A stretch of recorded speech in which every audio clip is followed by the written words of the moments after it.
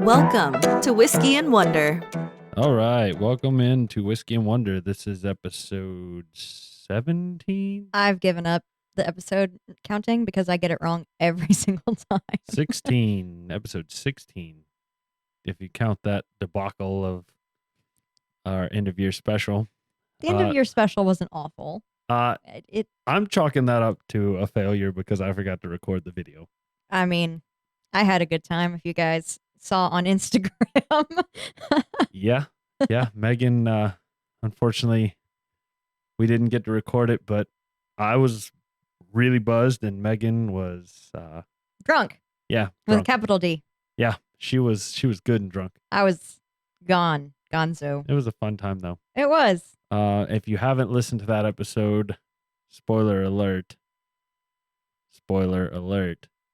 we have chosen the best whiskey of 2020 that we tried. Yes, we have. And it is in our awesome decanter. Yes, the decanter. We've got pictures of that on Instagram.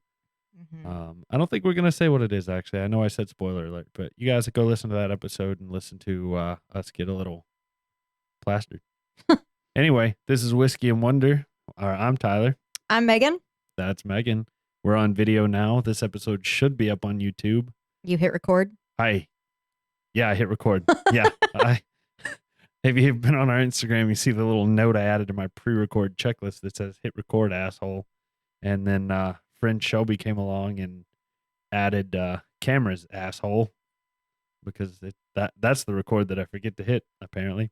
Well, you didn't forget today. Yay! Nothing's gone wrong yet in the first 2 minutes. All right. We're off to a good start. Hell yes. All right.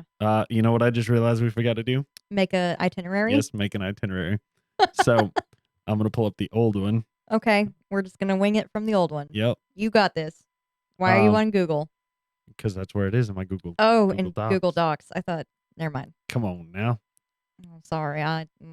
All right. So as I mentioned, this episode will be on YouTube. We're going to have every episode on YouTube as long as I hit record. Yep. You can see our ugly faces. Yes.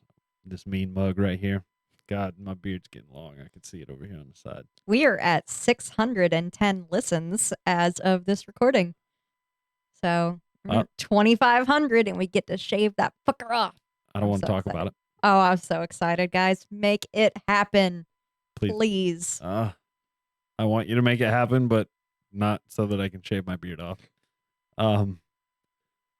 So yeah, on my schedule it says talk about the end of year special, but I think we already did that. Yeah, hey. Considering this is last week, 2 weeks ago, since we actually didn't record an episode on last week.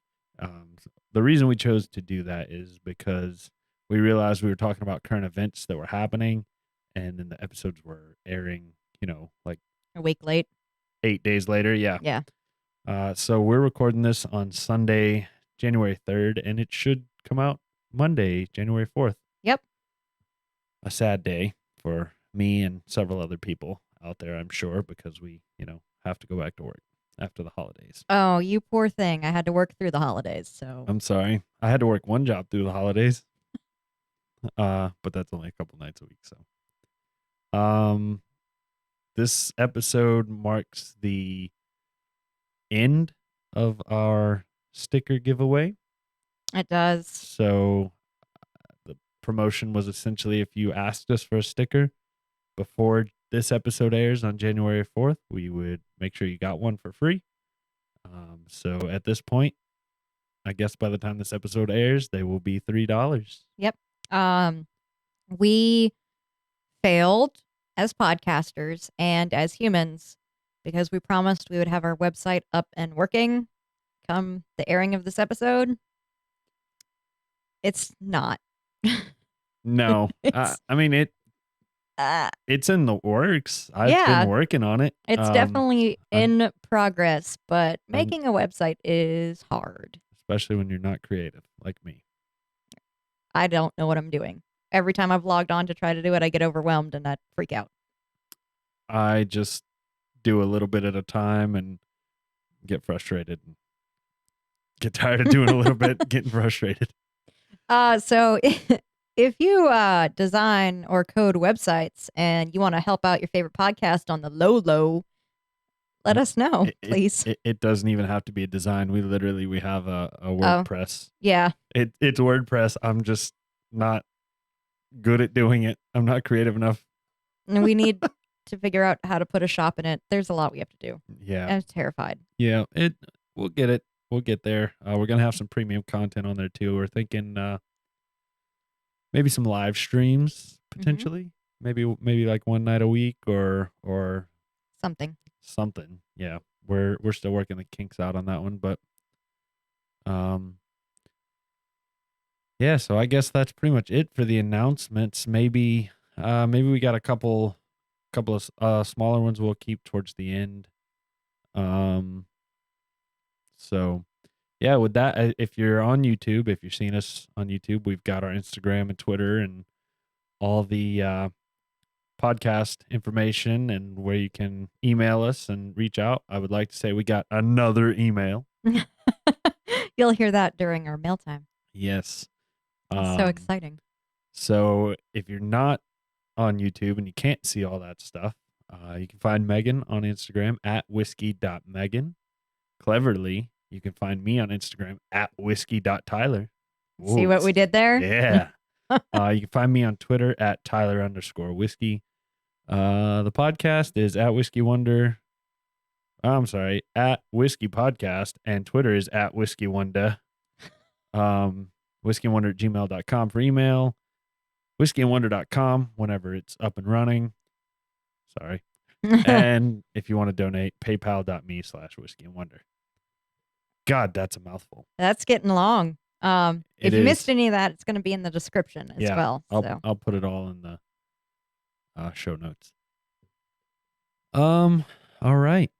Now that we're through all the good, and hopefully good. Everybody's had a happy start to the new year. Yeah, Happy New Year. I forgot. Yeah. It's 2021. Happy New Year, everybody. We survived 2020. Nothing has changed. Nope, not a damn thing. Some people are $600 richer. Oh, yay. If you live in America, yeah. Yeah. Some people got their stimulus. Some of us haven't. Nope, I have not. Thanks, Papa Trump. Anyway. Okay. Moving on. Opening the bottle. I did that without looking at my screen to make sure it was the right one. So I was hoping as it played, I was like, please be the one that says opening the bottle. So today we are drinking Woodford Reserve Double Oaked. I'm trying to get this without the reflection for you guys. That's why. There we go. It will also be on our Instagram as usual. This was a recommendation, wasn't it? This was a gift from friend Shelby. Oh, hey, friend Shelby. You show up a lot. We love you. You're the best. Yes, absolutely. She said we shouted her out like 5 or 6 times in one episode. Yeah, well, she deserves she's it. Very appreciative. She's like our number one fan. Yeah, she's awesome. So thank you, friend Shelby. You are president of the Whiskey and Wonder fan club, and we love you. Absolutely. And I'm not trying to shame all our other fans. All our other fan.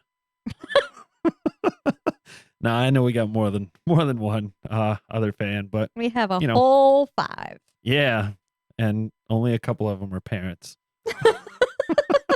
No, to all our other fans, we appreciate y'all just as much as we appreciate Shelby. She's just really involved with helping us come up with ideas, frankly. Yeah. She's brilliant. Yeah. Awesome girl. All right. Now I'm going to pour some of this while Megan teaches y'all about this, or tells y'all about this whiskey. All right. So Woodford Reserve takes place in the Woodford Reserve Distillery, which is a National Historic Landmark. It has been around since 1812. So the history of bourbon is the history of Kentucky, is the history of the United States.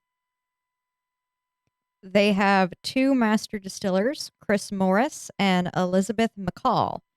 Chris and Elizabeth have been integral in driving innovation and shaping the story of Woodford Reserve, sharing the belief that the keys to making the world's finest bourbon are not only time and patience, but science and art. Chris, be- Art. Chris began his career in bourbon in 1976, and Elizabeth began as an assistant master distiller in 2018. Together, they craft whiskeys that are a spectacle for the senses. Now, this company, I really like that 98% of their materials are recycled across all their operations. So they're trying to stay green. 97% of food scraps are composted at the Woodford Reserve property.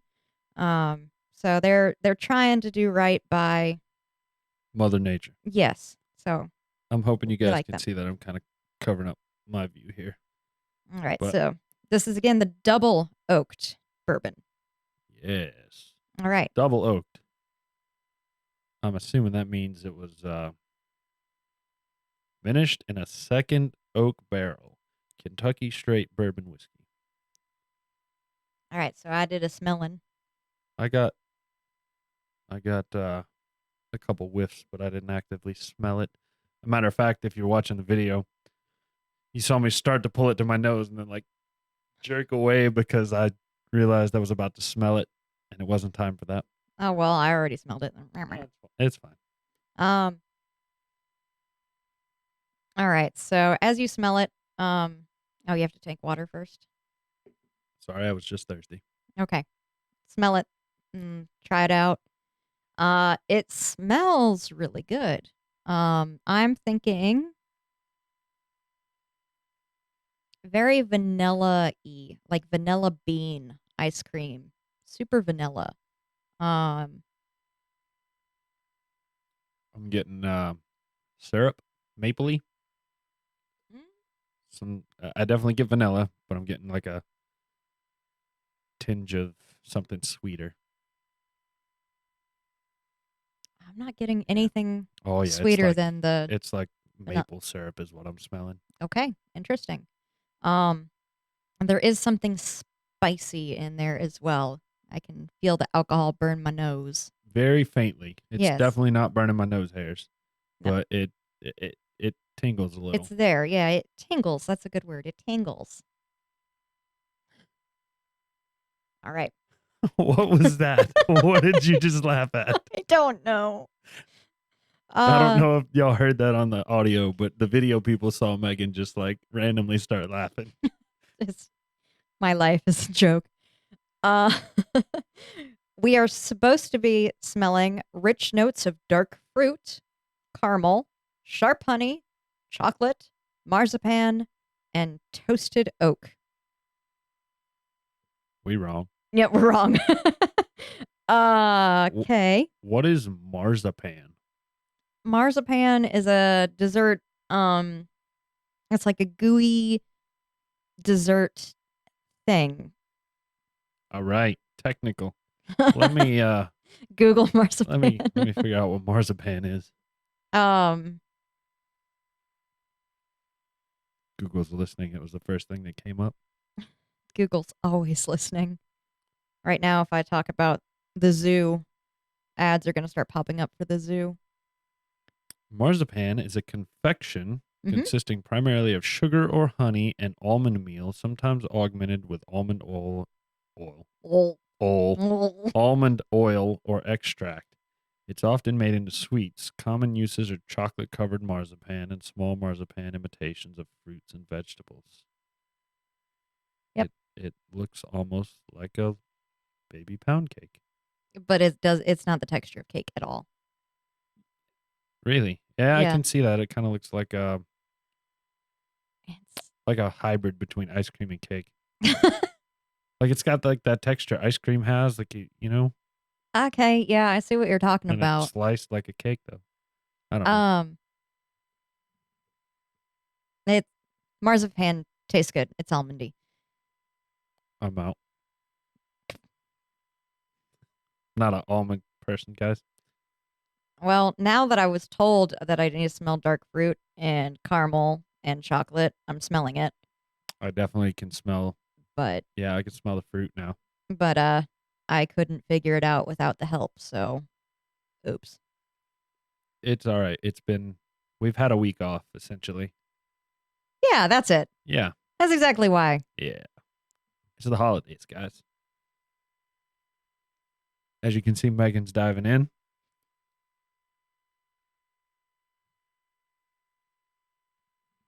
Ooh, Tyler's face. I like that. I inhaled, apparently, right as I took a drink, and it went like in my sinuses almost. Oh, you want to talk about burn? But I did get a little bit of taste, and it tastes good. That made my eyes water. Oh, that's hysterical. Yeah, have you ever shot whiskey out of your nose? Email us at whiskeyandwonder@gmail.com. Let us know. It didn't come out of my nose, but geez, it went up a little bit. Oh, that's so funny. Well, It's oh, go ahead. I'm still feeling the. I'm gonna call it the glow, the whiskey glow, because it makes you warm, and I imagine it as like a glow coming out when you're cold. Mm-hmm. I like to call it the whiskey glow. Yeah, I get that. I can't put my finger on what this taste is. I don't know. It's good. It's fruity. Yeah. It's fruity on the front end. I do get hints of chocolate now that I've been told it's there. Yeah. Same. And the back end, I can't. I will admit, I went pretty small on these fingers. So, Is that why there's so little? yeah, I originally poured the first one, and I was like, I don't need nearly this much, and poured half of it into your cup. Okay. So if you want some more, Like, this is not as much as I normally have. But yeah, no, I went light. Onto the light side. I don't know what that taste is. It's fruity and chocolatey. I definitely still get the glow. I like that word, the glow. There's a spice at the end. Yeah. But not bad at all. It's pretty good. I like it. Ooh. 2021's off to a good start so far. So we are supposed to be tasting a full-bodied mix of vanilla, dark caramel, hazelnut, apple, fruit, and spices. Well, I got the fruit and spices. I get the vanilla, especially on the end. Like, I feel like the vanilla stays on my tongue. I don't want to say it's like an aftertaste, but it's almost Like an a aftertaste. lingering aftertaste of vanilla. Yes. Yeah. Yeah, that's definitely, and that the finish is supposed to be long and creamy with lingering hints of honeyed apple. And yes, I would agree with that wholeheartedly. Yep, that is definitely the finish that I'm getting. Overall, it's been pretty good so far. I like it. So. All right. So now that we've opened the bottle and got everything going, I'm just checking. I'm a little paranoid after last week, checking everything and making sure everything's still recording. Because we're only 20 minutes in. I guess we could redo this if we had to. Unlike last week, where we were 2/3 of the way in and we were like, shit. Yep. All right. Well, I guess it's time for Megan to teach us something this week. All right. You're going to learn something today. So this is our first topic that was a requested topic. Ooh. So this topic was requested by friend Corey of the podcast. Thank you, friend Corey.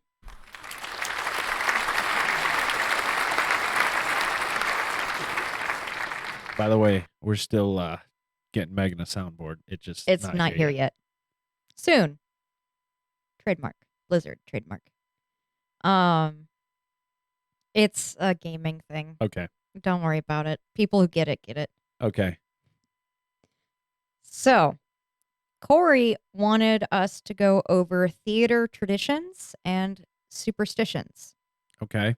Is this like the I don't want to spoil anything. I think I know one. Okay. What is it? Don't break a leg.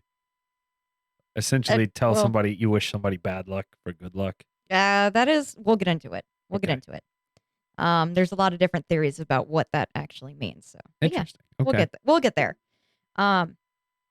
Corey wanted us to go over this because in the world of COVID-19, we really need to help keep theater and those music performers afloat because they're struggling just as hard as anyone right now.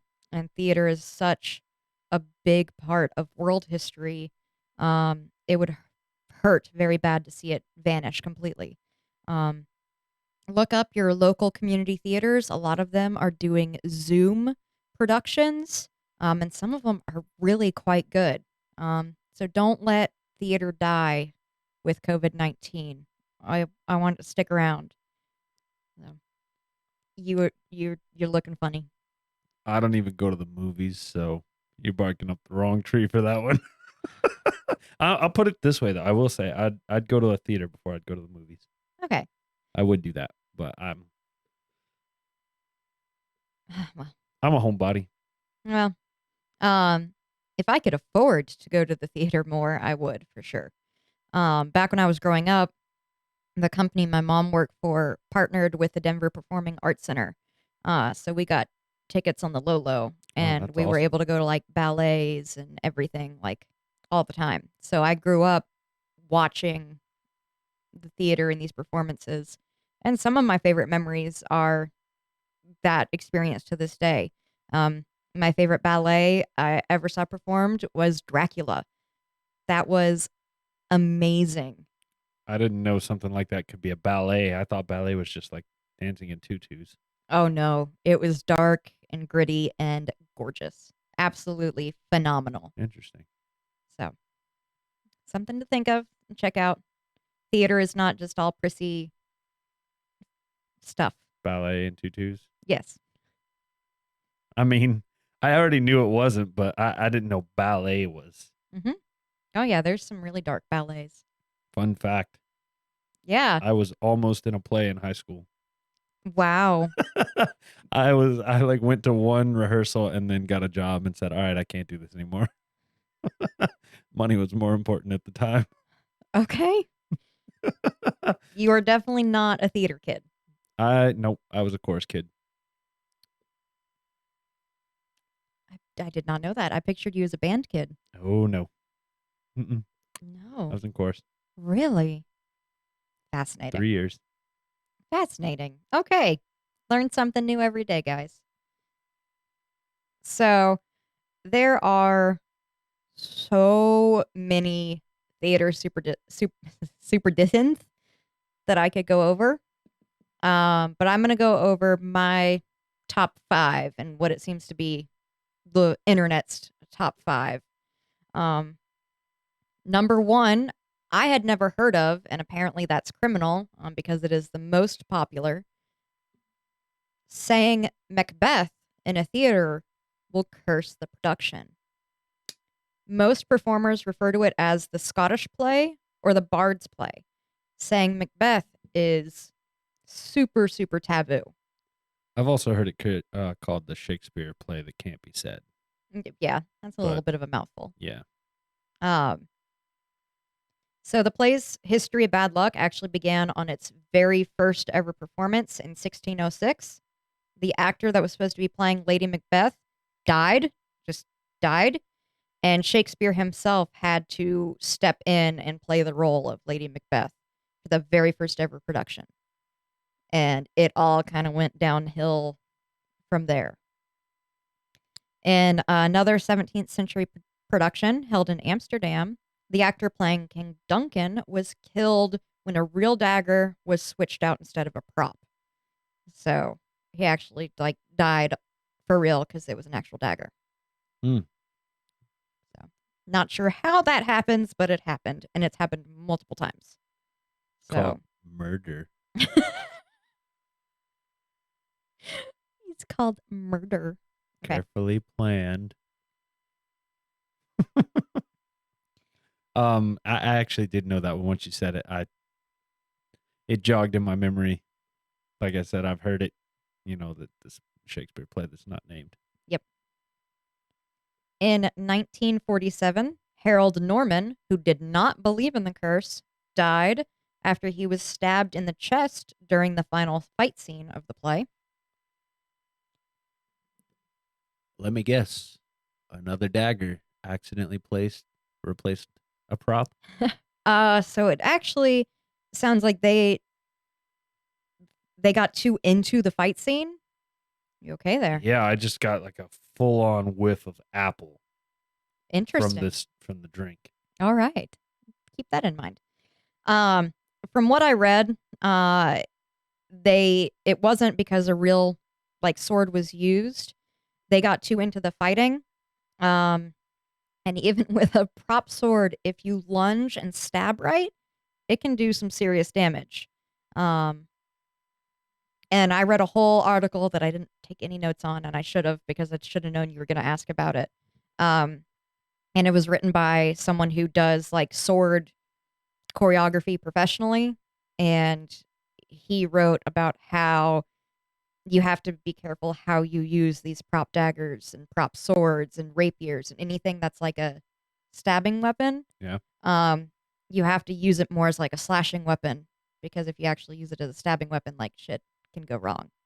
So Are they just regular blades, just dulled?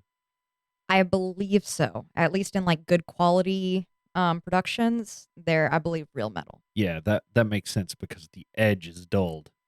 You're not gonna slice anything, but it's still pointy at the end. Yeah. Our skin's not that. It's durable, but it's not that durable. I do know he died in the hospital, not immediately on stage, but he did die because of the Scottish play. So this is you would consider this a production, correct? Yes. It's not theater though. So is it bad luck to say that? No. Okay. We can say Macbeth because we're not in a theater right now. We're not performing that play. In my head, somebody just comes out from the window behind me and stabs me. That's what just happened in my head. That would be impressive. We got it all on camera. Yeah. That's scary. I don't want to open the window now. Uh, Don't. with the dreams I've been having, it ain't gonna be that. It ain't gonna be no different. I've been having some real screwed up nightmares lately. Jesus. Like wake up. I never dream ever, Oh, now you're having nightmares. and I've had two intense pain nightmares within the last week. Oh, that's terrifying. Yeah. Well, I hope you don't have any more of those. Yeah. No, I appreciate it. I've had 2 or 3 nights now where I haven't. So honestly, I think it's not from not working.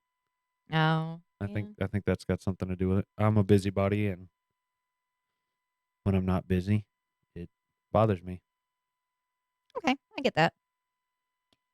Several productions of this play have been the center of audience riots. The worst riot that ever took place due to a theater mishap happened in 1849. The production at New York's Astor Place Opera House turned deadly. It started as a dispute between a popular American actor named Edwin Forrest and an equally popular English actor, William Charles Macready. And both Forrest and Macready were playing Macbeth at the same time, but in different locations.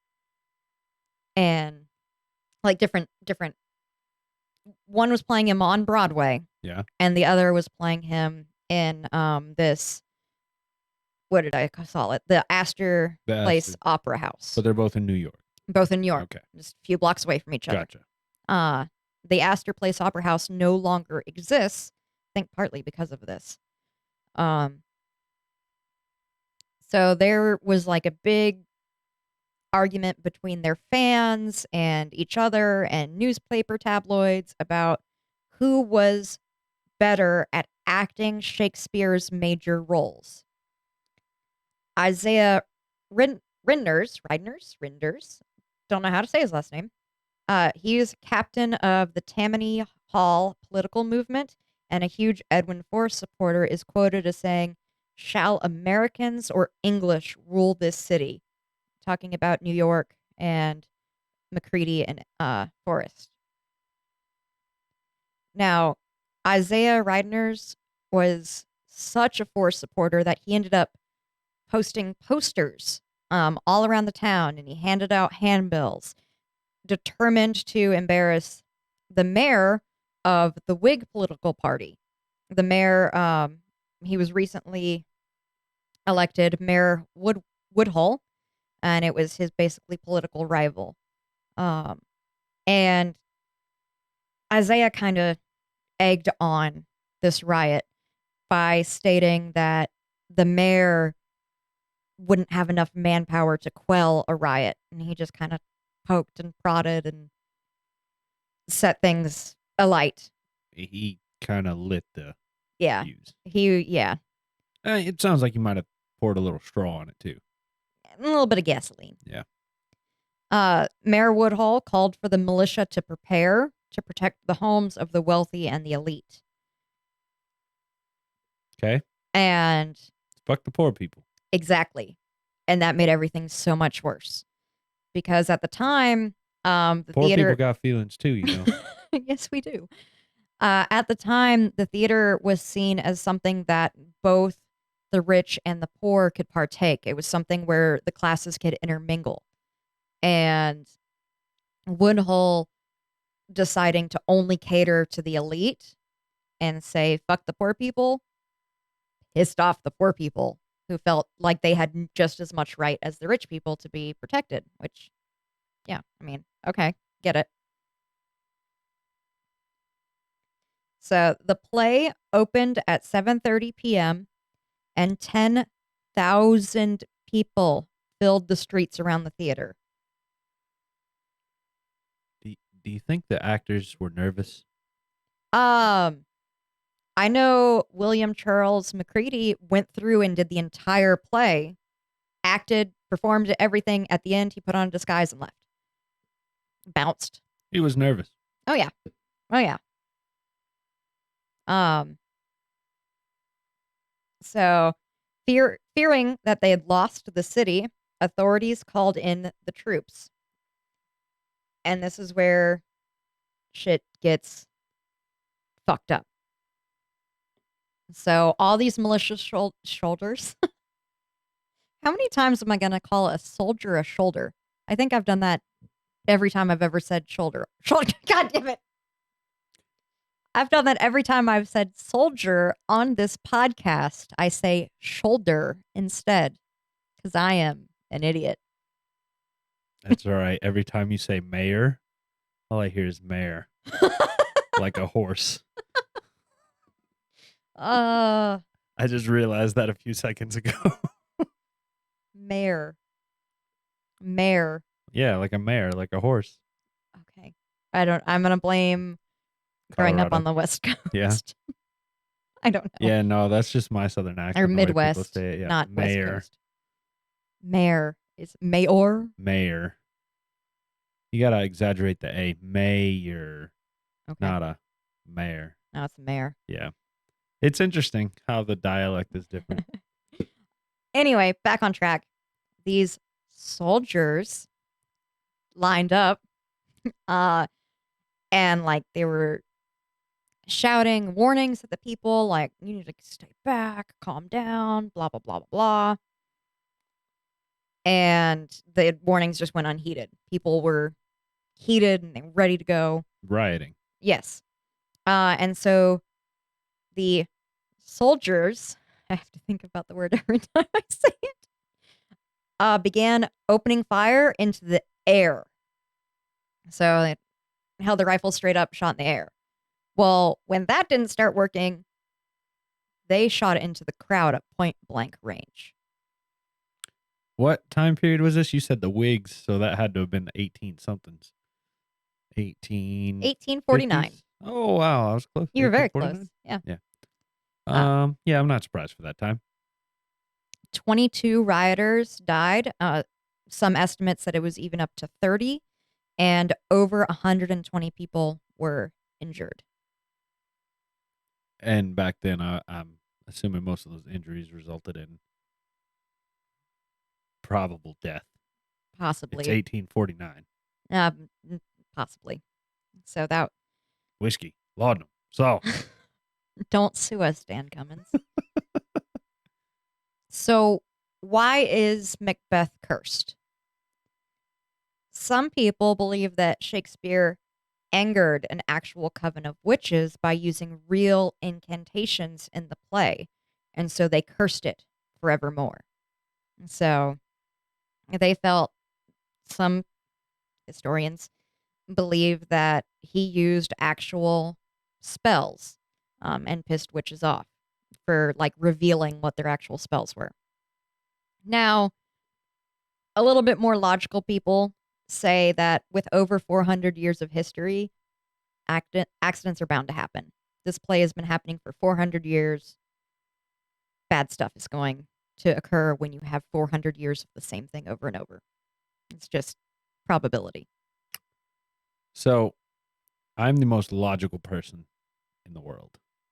I'm not going to say that, but I'm very logical. Have I ever told you my experience with witches and witchcraft? No. Okay. I can't tell you on the podcast. Because it involves it just involves family and personal stuff that I can't. All right. I wrote a note down to ask you about witches. Yes. I can't. But my question is, so my logic kind of goes out the window as far as that goes. Okay. With that being said, though, it comes right back in the window. You said we've had this play for 400 years. Yeah. From Shakespeare's time. Shakespeare wrote a number of other plays that have been done a bajillion times too. Like, I don't know. A lot of them had death in it, like Romeo and Juliet. People died during Romeo and Juliet, the same way they have during I don't even want to say it. McDonald's. You don't even want to say it? No, I don't. I'm afraid somebody's going to come through the window and stab me. All right. The Scottish play. Yeah. He who must not be named. Lord Voldemort. I'm not scared of him. He dead. If I was better at my job, I would have looked up if other Shakespeare plays have caused deaths and stuff, but I didn't. That's okay. But I'm gonna assume nothing has been dramatic as like Macbeth because of all the history that surrounds it. That's kind of what I figure. You know, it wouldn't be necessarily a Macbeth thing as it would be a Shakespeare thing if that was the case. So, Yeah. like I said, the logic goes out the window with the witch thing, but it comes right back in with that. And then it goes right back out when there's no explanation for it. All right. Well, I'm so confused.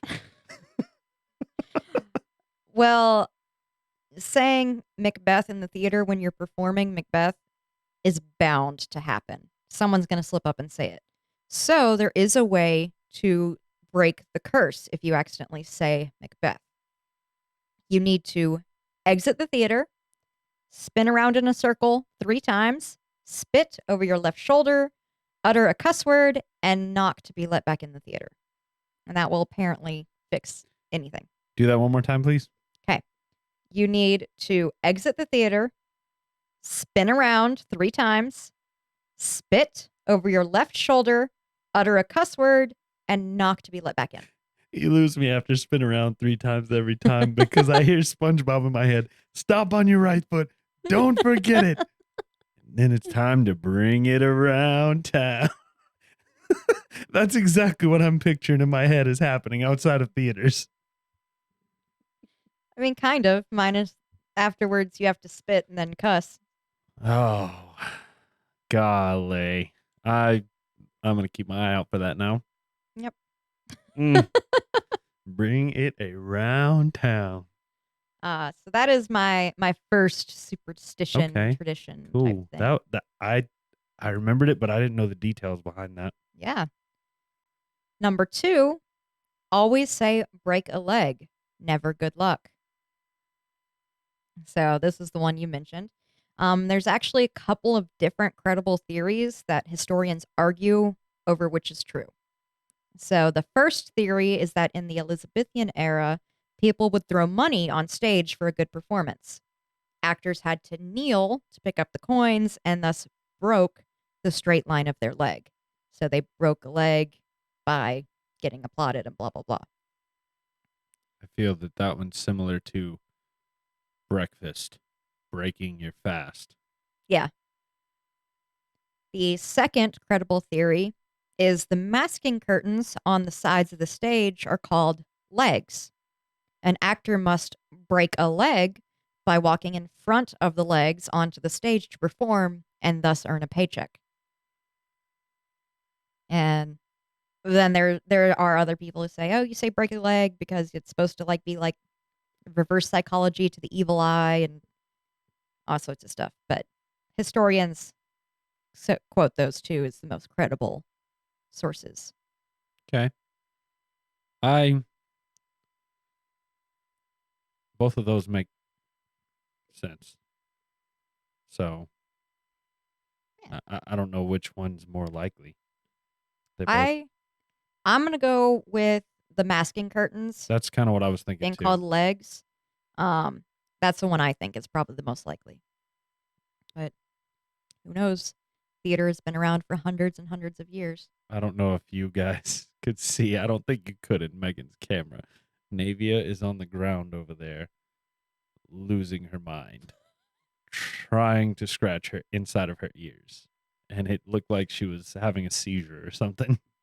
It did not look like she was having a seizure. She just wants attention. Oh, sweet Nay. I'll try to get her up on my camera so you guys can see her. Oh, she would definitely get in your lap and try to stick her tongue in your mouth. All right. My third superstition is never whistle in a theater. That's Navia for those of you on YouTube. Say hi, Nene. She's trying to stick her tongue in my mouth. It's her favorite thing to do. Oh, she licked the mic. That's fine. Better that than me. She got my beard a couple times, but not in my mouth. She's gonna come back and try again. I'm putting my arm back up.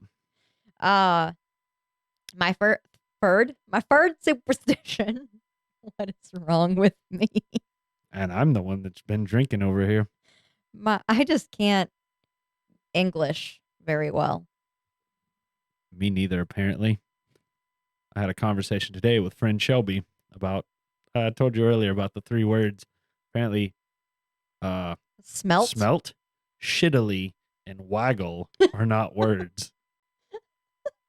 Waggling is what you say. Waggling. Waggling, Yes, not waggle. Waggling. Waggling. I'm sorry. I'm redneck. I leave off the G. Waggling. Anyway. Now that I think about it, waggling might be a combination of wiggling and wag. Yeah, that's exactly what it is. It just dawned on me that one is a made up word, but the other 2 are real. You smelt ore down into liquid. You smelt it or dealt it. You smelled it or dealt it. I refuse. Well, I refuse to believe it. You can refuse. Not in my world. Okay. I want an invitation to your world. All right, come on. It's fun. All right. Back to my topic. Yes, sorry. Never whistle in a theater. That's going to be hard for me. I like to whistle. Well, you're going to get in a lot of trouble if you do it in a theater. So this actually began in the 1600s when theatrical scenery began to fly, when they would actually use rigging and ropes and stuff to make the scenery move. Sailors had been hired to run backstage crew because of their extensive knowledge of ropes knots, and rigging. And before modern communication methods like headsets or walkie talkies, the crew would communicate by whistling. And that's also what they did on sea. They would whistle to let them know when they're moving a mast and blah, blah, blah. They would do that um, in the theater to signal when they needed to bring in a different prop or move something. A whistling actor could get hurt from an incoming backdrop or could cause the scene shift prematurely. So, and then it just stuck around. It never went away. You don't whistle in a theater. That's sure shitty for those people that can't whistle. Couldn't have that job. Oh, yeah. I mean, if you wanted to be a sailor, I think you'd have to teach yourself to whistle. Yep. That's. Can you whistle? Yes. Don't whistle into the mic. It just sounds like blowing. Yeah, I can whistle, though. Okay.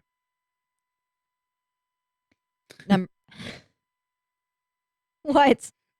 Just that odd little tidbit. Yes, I have tried to whistle into these mics. You have to do it from the side. Oh, I heard that. Yeah, you can hear it, but if you do it straight on, it just sounds like you're blowing into the microphone. Okay. I'll believe you. Number 4 is the ghost light. The last person to leave a theater must leave a light bulb on a post in the middle of the stage turned on. The light appeases the theater ghosts and allows them to perform in the evening when all the living people are gone. Now, theaters have multiple pitfalls, such as orchestra pits to fall into and props that can be tripped over. So it's also a practical safety precaution that there should always be a light on in a theater. But there's no fun in that. So it's for the ghosts to either appease them so they aren't angry or to give them light for them to perform when no one else is around. This is going to sound really, really stupid. You ever seen Sausage Party? Yes, I've seen Sausage. That is such a bad movie. Yes. It's terrible. It's so bad. But it's got me thinking because the dude drops acid or something and he sees the food for what it really is. And it's moving and whatnot. What if shit like that's real? And like food has like actual emotions and it's only until we're like high on drugs that it opens our mind to that. What if ghosts really do perform in the theater for other ghosts? Like after hours at like 2 a.m. And you could see it all, you just have to be high. Or like on acid or something. I'm sorry, the logic just went back out of the window there.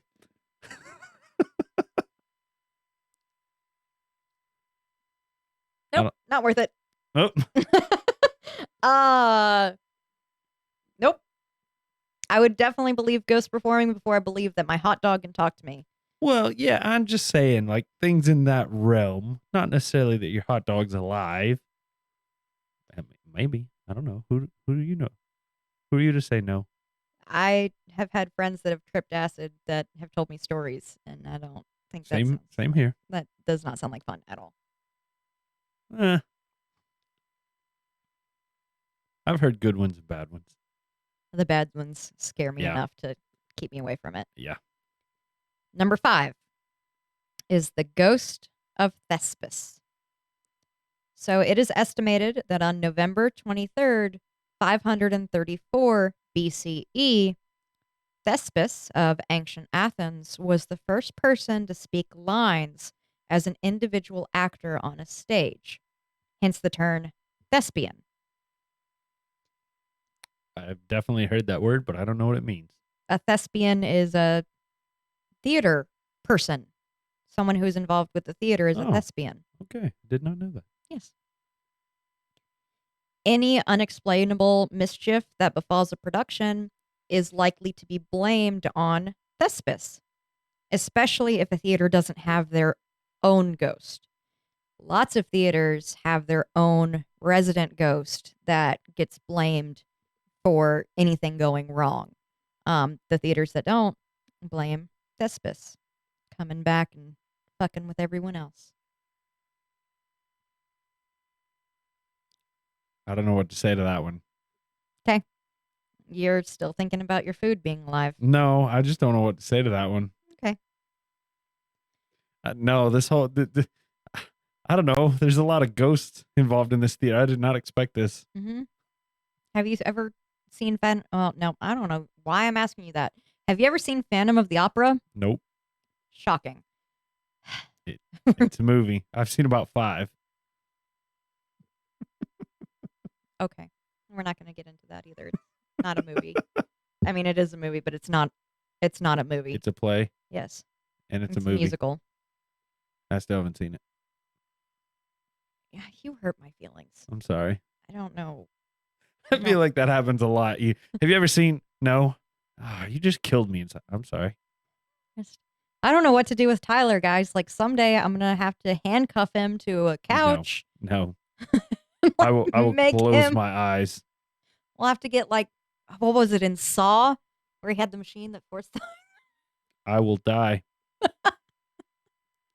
I was forced to watch way too many stupid movies in my childhood. No, thank you. That's so bizarre, being such a movie buff and having a co-host and a best friend that is not. Just weird. Very weird. No, thank you. Okay. There is so many more traditions and superstitions that I could go over. Never wear blue on stage. Never take a peacock feather into a theater. Always give flowers after a performance. Never before. There are no mirrors allowed on stage, and more and more and more and more. I'm confused about that flower one because people get flowers before. It's supposed to be after. Really? Before is bad luck. Interesting. Yep. Good to know. Yeah. I'll lock that one in the memory banks. Yep. In case you ever date a thespian. Yep. All right. There's that word again. Thespian. I was thinking theater person, but I mean, that's a thespian. Yes, I know. SAT word of the day.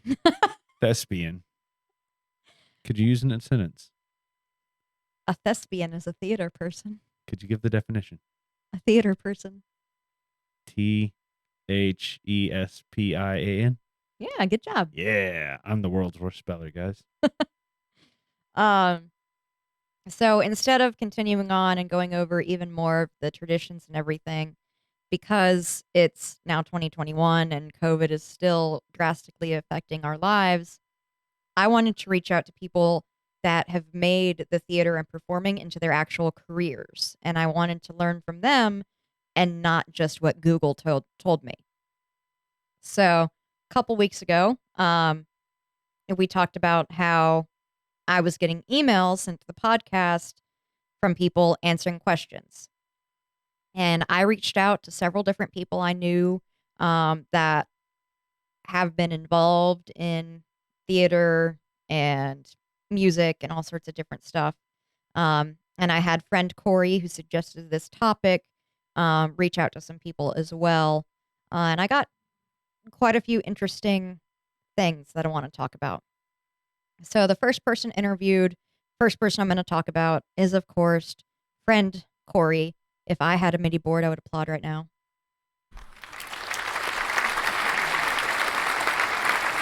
Sorry, I was busy drinking whiskey. So Corey, who did not include her last name, but Corey went to Western Carolina University, and she was a major in music with a specific on voice.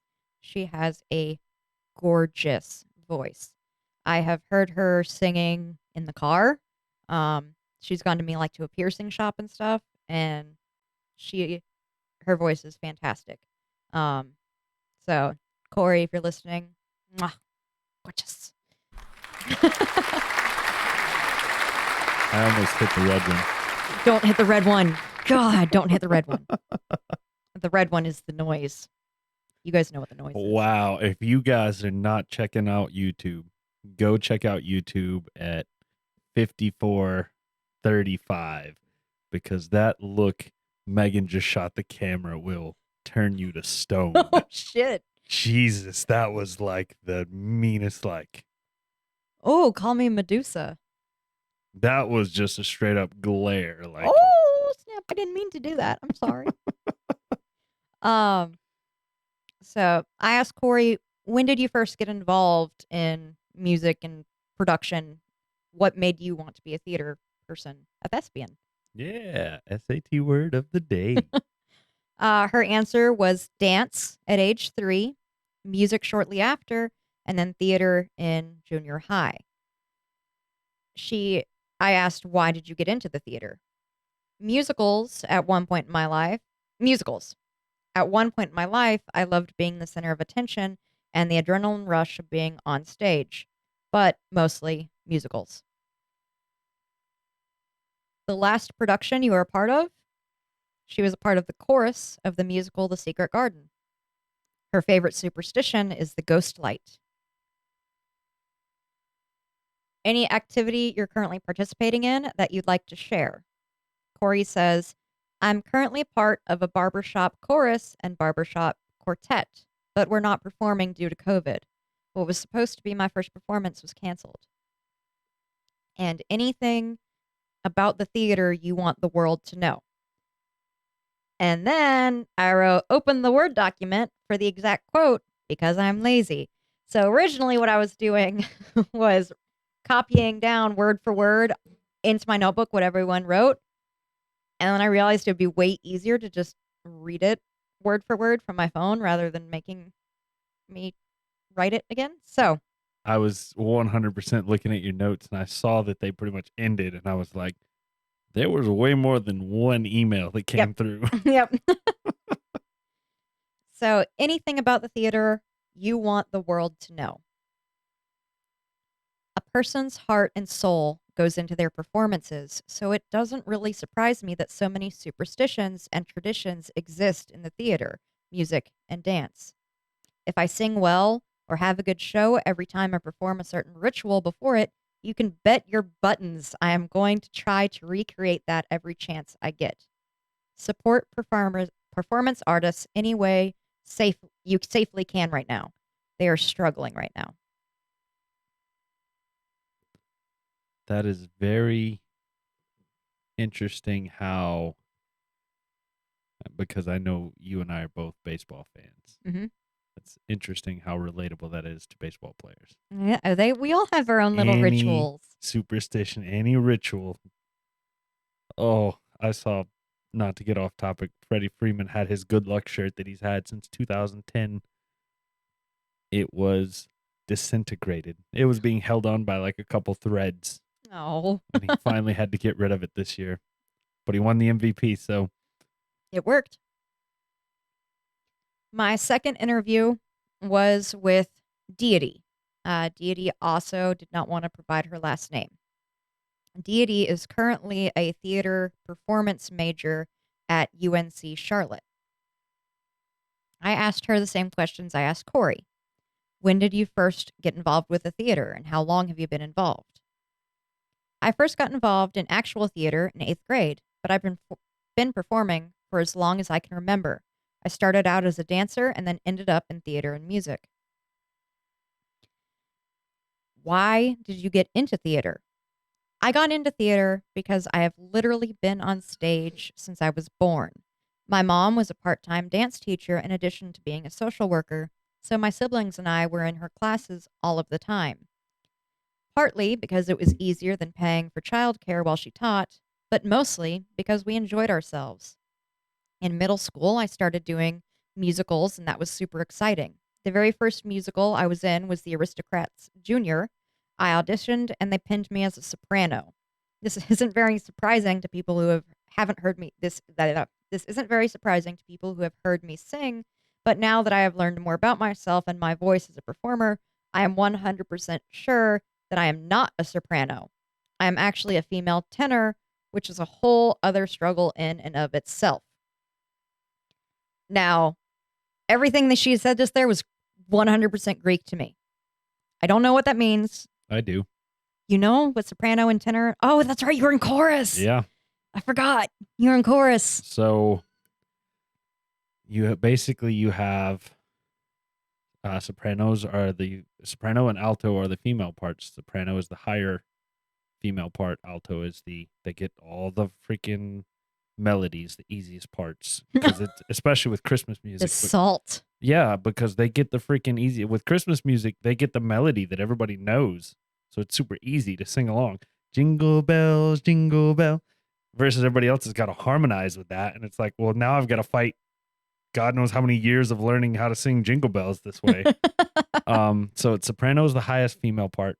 Alto is the lower female part. She said she's a female tenor. Tenor is the higher male part. Baritone is the middle male part, which I was in chorus, and my voice has dropped. We had so few baritones and so few tenors, I had to sing tenor more often than not. And then you have basses. My voice has dropped so that I'm a bass, but her register is low enough to the point where she's singing where the high men would be singing. All right. Most of your male pop vocals are tenors. Okay. I think if you want a good example of a baritone, Elvis was a baritone. Okay. I can hear him in my head. Yeah. So yeah. She goes on to say that was the start of my journey in musical theater, and I don't think I've stopped doing theater since. When and what was the last production you were a part of? The last real production I was a part of was in March, just before COVID became really serious in the US. It was literally the last play that the company did before the stay-at-home orders and other things began. It was The Curious Incident of the Dog in the Nighttime, directed by the wonderful Caleb Sigmund. That's a great fucking book. Sorry. Sorry.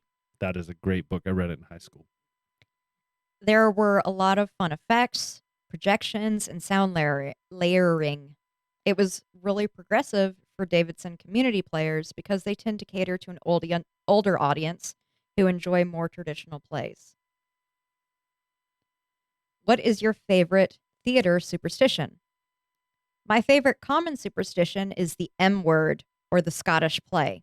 I literally don't even like to say or type the word if I don't have to. And then she goes on to explain what the Scottish play's superstition is. And da da da da da. She continues on to, I have my own personal superstition, which is much less interesting, but I have to lay on the dressing room floor before every show I do, especially if it is a shared dressing room. I don't have a reasoning behind it. Something about the absurdity of being on the floor just helps me prepare myself energetically for the show. Any particular activity you participate in that you'd be willing to share? I'm really interested in circus arts right now. The most impressive thing I can do is a chest stand or maybe a headstand, but those are both a little basic. It's still very fun, and I really want to start tumbling. And my final question was, anything about the theater you want me and the world to know? She says, everyone who does theater is literally crazy, and the performing world wouldn't function any other way. My third interview was with Jonte Piper. Now, Jonte Piper, I have known my entire life. She is the daughter of my mom's best friend. So my mom's best friend's daughter. Yeah, no, I get that. Yeah, interesting. I want to talk to you about that after the podcast. Okay. All right. So I remember the first like non-Denver Performing Arts like major play I saw was Jonte's performing. I remember she played in a play called Nickel and Dimed. It was when she was attending Metro State. And I remember me and my mom and her mom going and watching her. And I remember giving her flowers after the show. And I'm sure I saw plays of hers before that, but that's just the first one that I remember. Because Jonte is older than I am by like, I think 10 years. So she was already old and cool by the time I was a kid. So she attended school, as I already stated, at the Metropolitan State College of Denver, which is now Metropolitan State University of Denver, out in Colorado. When did you first get involved with the theater, and how long have you been involved? I've been performing since I was 3 years old in some way, shape, or form, but I didn't study and participate theater on a regular basis until my junior year of high school. Even then, I still participated in choir and dance simultaneously. Why did you get into the theater? Because I love to perform. It wasn't until I saw a production of Les Miserables at my high school that I considered doing so in that particular discipline. When and what was the last production you were a part of? In terms of theater, I believe it was a summer production of Hairspray through the Aurora Fox Theater. I played Motormouth Maybelle, which is pretty fun. What is your favorite theater superstition? It's between never mentioning the name of a certain Shakespeare play, starts with an M. Am I even allowed to say that much? But us thespians refer to it as the Scottish play. And talking to the theater ghost, if the theater has one, and usually that's a yes. So, more about the theater ghosts. Any particular activity you participate in that you'd be willing to share? I'd venture to say that I'm just a dancer who knew how to recite lines and carry a tune if need be, and I started to focus solely on dance again about 8 years ago. These days, I'm dancing with the Shantae, I'm so sorry. The Kalama Polynesian dancers, professionally and competitively. I should have asked her how to say that before I read this. Kalama Polynesian dancers. Anything about the theater you want me and the world to know? It's a window into so many worlds. Whether you're an actor or a spectator, you can learn a lot from the art of theater. Empathy, understanding, and vulnerability being the most important things, in my opinion. Every performance is basically a showcase of humanity, and it is by no means easy to put on or go through. It can be very taxing and time consuming, like 9-hour rehearsal 7 days a week, and then 7 to 8 shows a week for a month. Taxing, time consuming. Add all the hardworking people behind the scenes, the production team, stage techs, costumers, light folks, sound folks, set folks, musicians, etc., that have most likely been planning and building for months before actors are even cast. The finished show you see is just the tip of the iceberg. I say all this to say, give it up for the theater folks. It takes special people to stay committed to showcasing humanity, deal with all the uncertainty, especially now with the pandemic, while random assholes who have no idea just how much goes into a production scream at them to get a real job. Damn. Yep. Mic drop. Yes.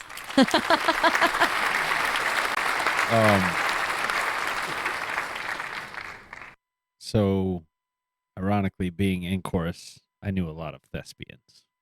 Yeah, I'm sure. I feel like I said that word wrong. I feel like that's like a type of horse or something. I don't know why. But yeah, no, I would agree. They're a special type of person, and they're all fun and crazy and have a lot of fun. Theater kids were always nice and Oh yeah, absolutely. Like I said, we did. There were several musicals that I went to in high school that I haven't been to the theater since high school. But just because my friends were in them. yeah. I was working a job, I couldn't go, but my buddies were in them. So, like I said, the theaters. I would go to the theater before I'd go to the movies. Yeah. We'll have to remember that one day we'll go to the theater together when the world is normal again. Yeah, Hopefully. If the theater. it ever becomes normal again. All right. I think I have time for one more interview. All right. All right. Before you start this one, I'm gonna butt in here a little behind the scenes here. I apologize for the noise, guys. This fucking thing that holds my microphone is squeaking like a motherfucker. I don't know if we can hear it. I'm not hearing it through my headset. I'm hearing it real bad. Is the WD-40 over there, or did I take it and put it up? It would be on this table over here. No? All right. No, you took, okay, you I put put it up. All right. Well, I'll just deal with it then. I was gonna fix it on the fly, but I can't do that.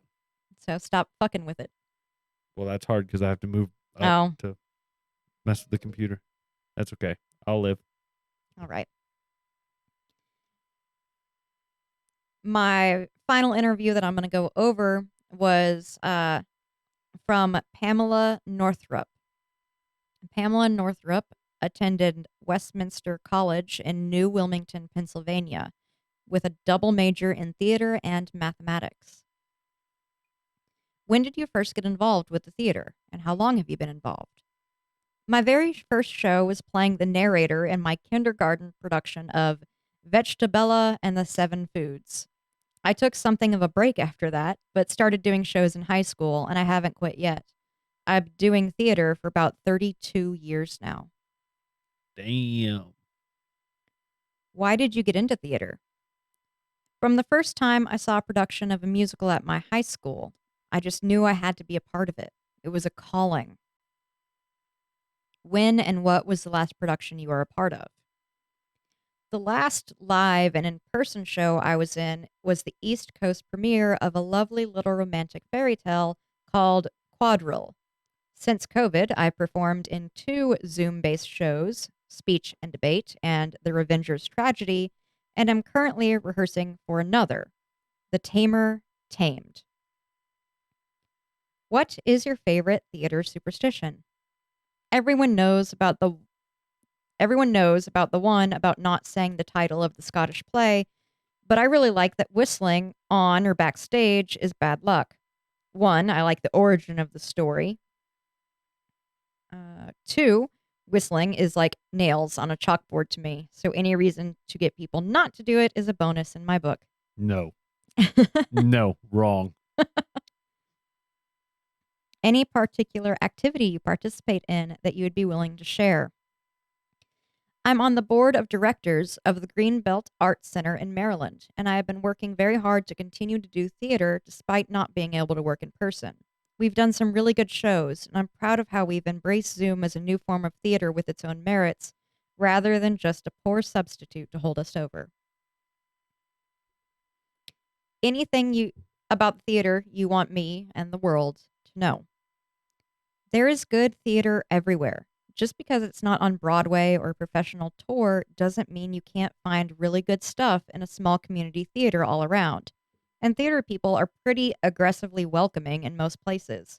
If you want to be a part of it, show up, ask, volunteer. You never know what you might get to do or who you might meet. I met my husband doing community theater. I'm not gonna lie to you. The thought has crossed my mind to volunteer to do sound and whatnot for a community theater since we've started talking about this. But the reason I say but is I don't have time working 2 jobs and doing this podcast. 3 jobs, basically. Yeah, if I ever get some free time, that would be awesome to do because I've learned so much about running sound, and that sounds like a great way to learn more about it. Yeah. And a great way to meet some great people. They had me at that aggressively welcoming thing. Oh, I know. Yeah. Yeah. I don't like that aggressively welcome thing. I like to just kind of do my own thing, but I'll eventually warm up to it, I guess. Yeah. They'll make you. Theater It people sounds like it. don't stop. Again, thank you, Corey, Deity, Jonte, and Pamela for your interviews. I appreciate you guys so much, and I hope that maybe we were able to support theater a little bit doing this podcast. I think, yeah, I think that was good. Thank you guys all for getting back to us. Yes, definitely. I will take a brief moment to say I found the WD-40 and I made the on-the-fly repair. I think anyone on YouTube saw Anybody that. on YouTube, yeah, if you're on YouTube, you saw it. I didn't try to hide it, but I did listen. I was able to comment too. Yes, you were. I'm very proud of you. Good job. So let's I'm gonna deviate from the schedule here because this is the last episode schedule. Okay. And let's do Mail time. Oh. yeah. So, in addition to all those wonderful responses to Megan's questionnaire, we got a short piece of fan mail. I don't know if this person wants to be anonymous or not. So We will keep them anonymous, just in case it's what they want. yeah, If you didn't want to be anonymous, sorry, let us know next time you email us. So this friend, I think that's a good policy. We should have going forward. We're gonna keep you anonymous unless you specify not to. yes, yeah. Going forward. So this friend says, "Hi, Tyler and Megan, and happy 2021. Shelby turned me on to your podcast, and I have been enjoying episodes 1 through 4 and would love to make a donation. And, if I may, make a few requests for you to critique. Let me know how I can make the donation. You guys rock." Yeah. So as I mentioned earlier, let me get my thing back up here. Oh, wrong one.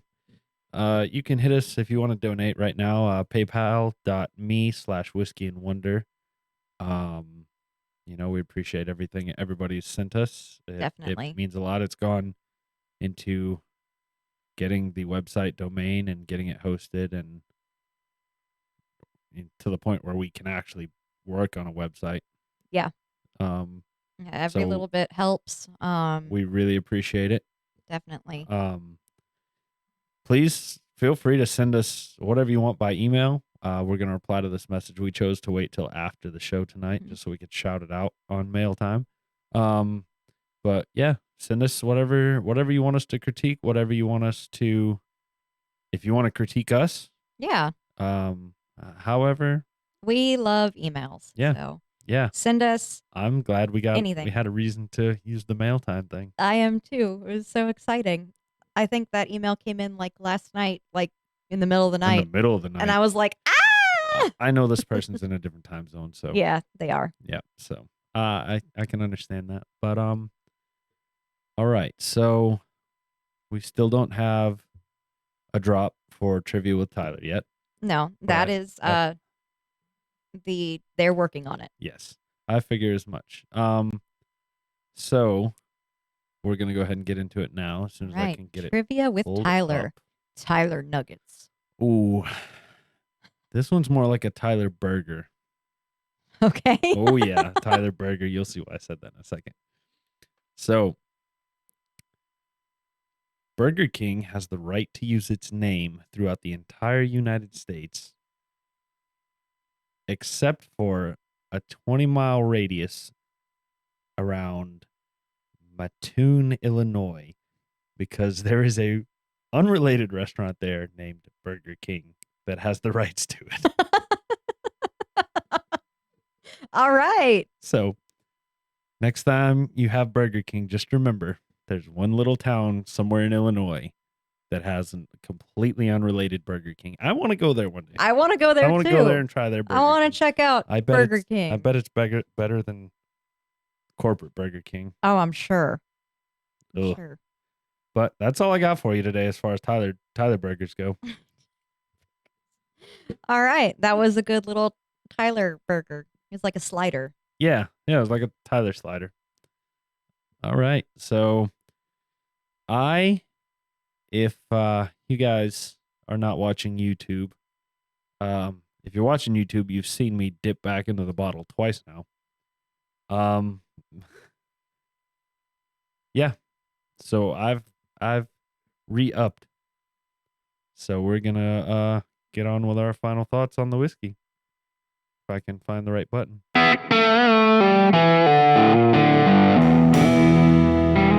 Final thoughts. I can officially say I think I've drank this whiskey almost every single possible way you can. I have literally taken it up the nose. Do not recommend. No. Don't do that. Don't. No. Please don't.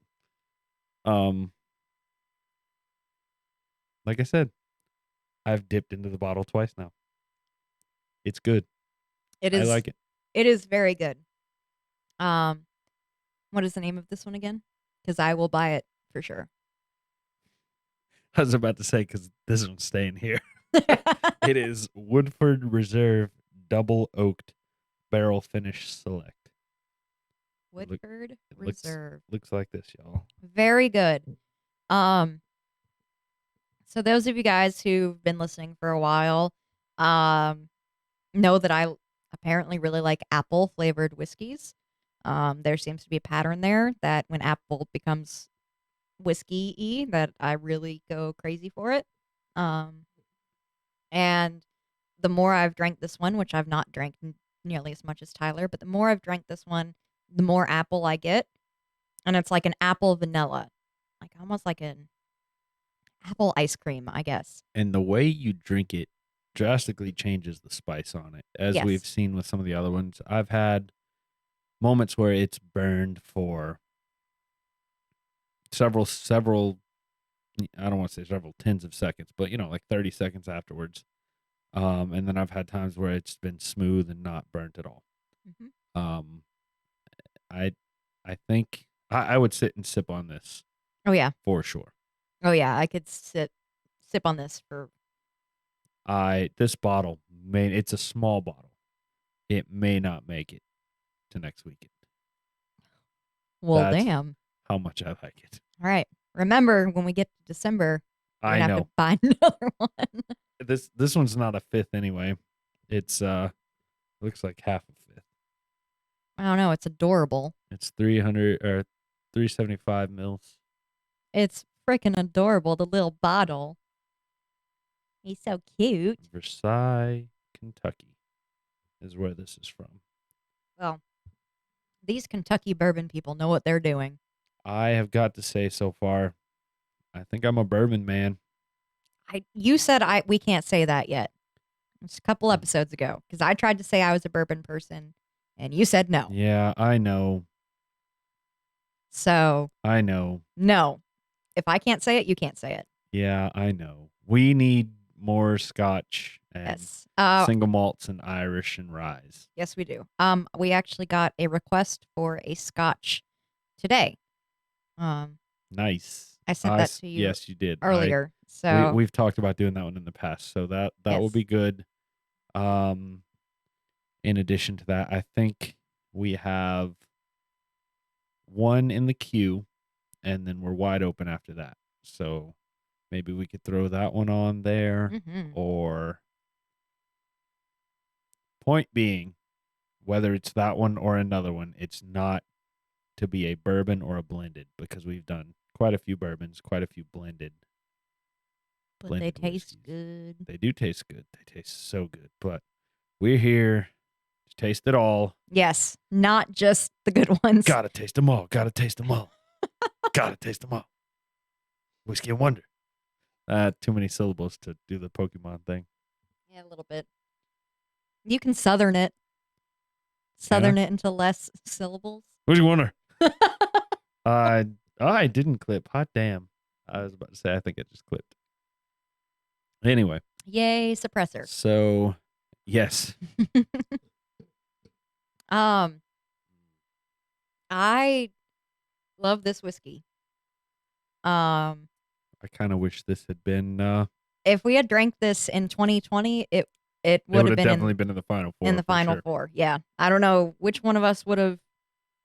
We would have fought over who got it to be in their final two. Absolutely, there was no fighting over it. Just for those that have listened already to the end of year special, there was no fighting. Mm-hmm.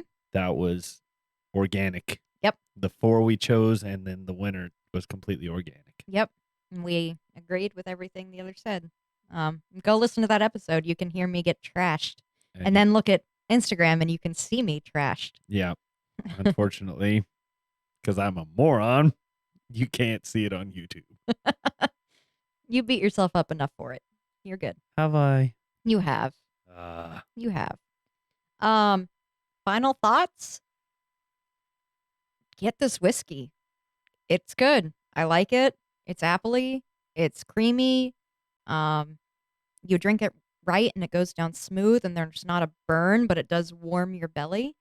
Um, Yeah. It Fantastic. has a wonderful whiskey glow to it. Yeah. It keeps my belly and my throat and everything good and warm for a little while afterwards, but not Mhm. burning. Yes. Um, the flavor's delicious. I can't. This is the second one. The second one that I will officially say, go get it. All right. What are you going to give your rating? 8.5. 8.5. All right. I think I might even. Part of me wants to go 9. I'm going to go 9. I think I I'm going to go 9. I see the reason I never go super super high though is because I always feel like there's something better out there that I just haven't had. But this is very very good. I'm gonna give a range 8.5 to 9. Okay. I'm I cheating. find that acceptable. I'm cheating. That's all right. It's acceptable. Um, well, this company that's been going on since 1812 apparently knows what they're doing. Keep on keeping on, y'all. Yes. I'm gonna cheers, y'all. Cheers.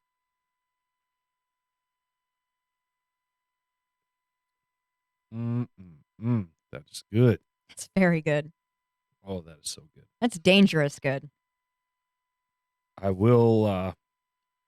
One more thing, if you guys haven't listened to the end of year special, the ice balls change the flavor drastically. Drastically. So if you don't have your set, go get you some and try a whiskey with it. Try it without it. I am going to try this at some point this week without or with the ice ball, probably with a cigar. Probably gonna mess my taste buds up a little bit, but that's the way it is. I'm impressed. So I am loving it. yes. I think. Well, this would normally be the time where we sign off and talk about the Mandalorian, but the Mandalorian is over. Yes. So, in my schedule that I made, I have question mark time, where normally I have Mando time. So, I think we're going to discuss, since we had a bourbon this week, Mm-hmm. I think it would be good to talk a little bit about What makes a bourbon a bourbon? what makes a bourbon a bourbon. We've had a couple of requests to do a little more whiskey stuff, so we're gonna try to get that done. If you like the Mando talk and have other suggestions, email us. If you want us to keep talking more about whiskey, email us. Give us some feedback. Let If us you know want what us y'all want. to talk about the Dungeons and Dragons campaign, I'm starting next Saturday. Let us know. I can't be a part of that. No, you can't because you work. Sad. What happened to the old one on Saturdays? COVID happened Oh. and a swirling pool of depression and self-hatred. Understandable. And, yep. I've been in that since last week's episode in the fucking record debacle. Stop beating yourself up. It's fine. It's fine. Is it? It is. It's fine. It's not. There's always going to be that It's recorded fine. record. Oh Anyway. dear God, it's fine. Okay, So yeah, I decided to start a completely new campaign, and to make 2021 a better year for D&D because I really dropped the ball, and I'm sorry to my players for that. 2020 just hit me hard, and I had no motivation to do anything except trundle on. And honestly, this podcast probably got me through a lot of 2020. So thank you, Tyler. Thank you. Damn it. I meant to get a freaking aw sound. Damn it. Oh. Yeah. Oh. Well, you're welcome. I really look forward to doing this every single week. It's been Me too. It's been really fun doing it. It's Yeah. been time consuming, that's for sure. But, it's always worth it just to come out Sunday nights and Hang out, drink have some whiskey. yeah. I tend to make, you guys have no idea. I tend to make some food before this so that we Oh. don't get too drunk. I got homemade ramen today. Yeah, I made some homemade ramen. So good. It was all right, but It was good. I tried my hand at some bread today. Just simple artesian bread, salt, flour, yeast, water. It came out pretty. Well, no, I'm not trying to toot my own horn. It came out real good to the point where I ate half a loaf and then a bowl of ramen. And so that was about 2 hours before Megan was supposed to get here. And I just laid on the couch and Megan got here and I was like, I'm in a food coma. I'm struggling to even be awake right now. And Wake the fuck she up. goes, wake the fuck up. I've got a show to do. So here I am. So I always look forward to Sundays because I get to watch football, cook a good meal, hang out with Megan, drinking usually an above average whiskey. There have been a few below average, but Woodford. Screwball. Honestly, that's where my mind went, was Screwball. Woodford was Both bad, of those were disgusting. But all right, Yeah, so let's. what is a bourbon? A bourbon is a whiskey. Is it? It is. I didn't know that. So I've got a little small paragraph here that I'm gonna read to you guys, and then I'm gonna click the link and see where it takes me, and then maybe I'll have a page to read you. So a bourbon whiskey can only be made in America. It has very, very tight regulations on it. It has to be made from at least 51% corn, and it's distilled to no more than 160 proof, barreled no higher than 125 proof, and aged in new charred oak barrels.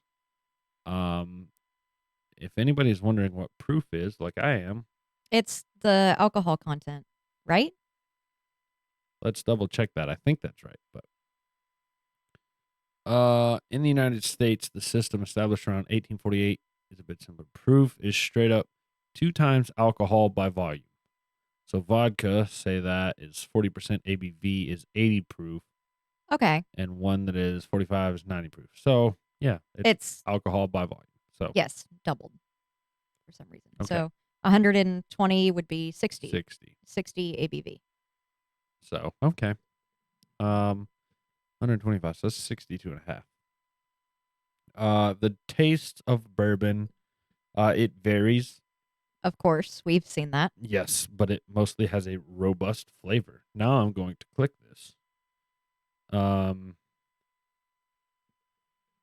Most people associate it with Kentucky, which for I shouldn't assume that our foreign listeners don't know that Kentucky is a state. Kentucky is. I'm sorry to our foreign listeners. You probably know where Kentucky is better than I do. God. For those of you who don't know, because Tyler's an asshole. Yes, Kentucky is north state. of Tennessee. It's south of West Virginia and Ohio. It's considered one of the southern states in the Bible Belt. And they play a lot of music. They also have the Kentucky Derby with all the fancy hats and the horses. Yep. And they mine their mountaintops there. They just cut the entire top of the mountain off for coal. All right. And bourbon. That's my geology. Anyway, the majority of bourbon is made in Kentucky, but it can be legally distilled anywhere in the U.S. Fuck you, Canada. Kentucky's long been the home of bourbon because of the state's natural resources. That look wasn't for you saying "fuck you, Canada." Oh, Canada, actually, I was reading earlier, they have some of the best blended whiskeys ever. We haven't done a Canadian whiskey yet. we have not. Send in your Canadian whiskeys. Yes. like I said, bourbon must be made with a minimum of 51% corn, which gives it its noticeable sweetness.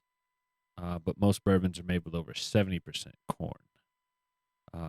Typically, grains like barley, wheat, and rye make up the rest of the mash. And that's basically fermented grains that are distilled into the whiskey. Rye gives it its spicy note, which makes sense because ryes are typically spicier. The non-corn portion is usually what makes the bourbons distinct. It gives it the So- apple or the honey or This article says, for instance, Maker's Mark includes red winter wheat, which is why it tastes softer and richer than most bourbons. Whereas on the flip side, Bullet Bourbon, which we have had, we have. That was episode 2, I believe. yes, it was, includes 17% rye, which is very high for bourbon standards, making it one of the spicier bourbons you'll find. Interesting. I'd be interested to go back and take a little.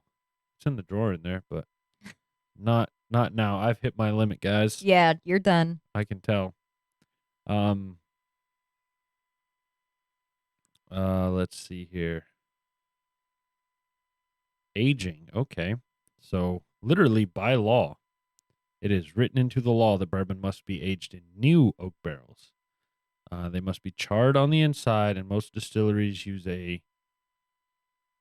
I don't know what this means, number 4 or alligator char.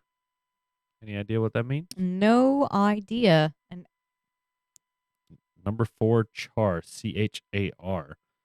And bourbon distillers cannot legally reuse their barrels. They're often sold first to use to age other liquors, including rum and tequila. Interesting, because as many of you know, I work at a bar, actually a brewery, and I know we have some barrels from a local distillery. I wonder if I could snag one of those. Actually, yeah, I wonder how much. That'd be a great prop to have in here. when the studio's done, hell yeah. That's gonna be a bitch to carry up there. Oh, We can do it. yeah, I know, but We have I'm lazy. Butler Houston. He is gonna kill you. I know. Houston was so He's- mad. He was so mad at being called a butler. I love you. I'm going to get in trouble. So the law doesn't age how long bourbon needs to be aged.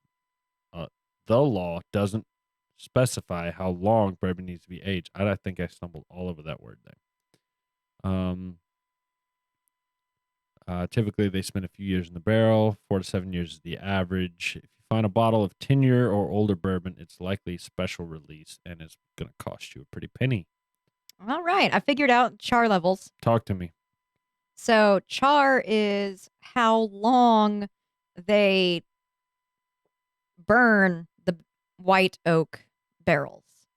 A number 1 char is 15 seconds. Number 2 is 30. Number 3 is 35. And number 4 is 55. The number 4 char is also known as the alligator char, since after that duration of charring, the interior of the oak wood staves has the rough, shiny texture of alligator skin.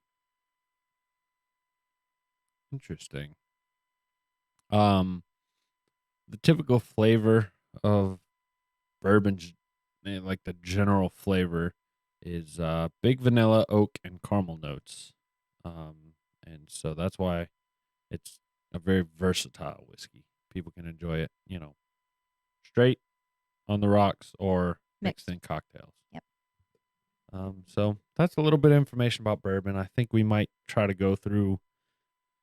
I don't want to necessarily say whatever style we drink that week, but Well, I think we've got another bourbon lined up next week is the problem. yeah. Excuse me.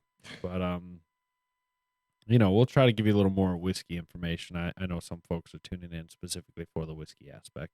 Yes, definitely. But I do want to go ahead kind of wind this one down. We're getting on to an hour and 40 minutes now. All right. It's So been a long one, guys. it has been. I think we beat this. We had an hour and 42 last week, or maybe that was the special. I don't remember. I don't know. One of them Everything was. blurs together. It sure does. All right. Well, guys, I guess it is time then that Whiskey and Wonder wishes you farewell. Happy New Year. Happy New Year. Hopefully 2021 is better and gets better. Go But- out and get yourself a bottle of Woodford Reserve Double Oak. Indeed. And most importantly, don't drink and drive. Cheers.